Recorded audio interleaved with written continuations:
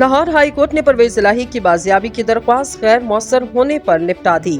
अदालत ने दरख्वास्त निपटाते हुए कहा, अफसरान के खिलाफ तौहीन अदालत की दरख्वास्त अलग से जारी रहेगी।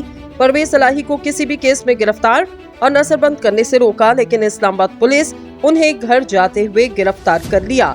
अदालत ने कहा, गुज़िश्ता रोज सेशन जज अटक असद अली ने अपनी रिपोर्ट जमा करवाई, जिसमें बताया गया सेशन जज के अटक जेल पहुंचने से पहले परवेज इलाही को इस्लामाबाद पुलिस ले गई।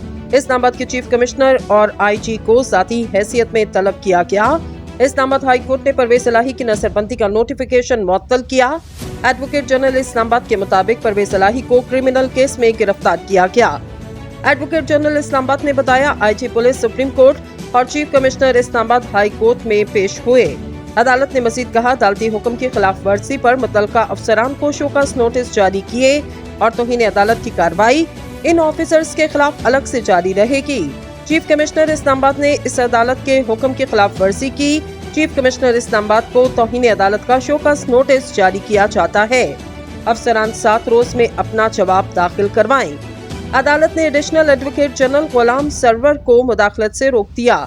अदालत ने कहा, परवेज इलाही की बाजियाबी की दरख्वास्त गैर मौसर हो चुकी, इसलिए बाजियाबी की दरख्वास्त निपटाई जाती है। इस दौरान परवेज इलाही के वकील ने दरख्वास्त न निपटाने की इस्तदा की, जिस पर अदालत ने कहा, आप अदालत के इस ऑर्डर को चैलेंज कर सकते हैं।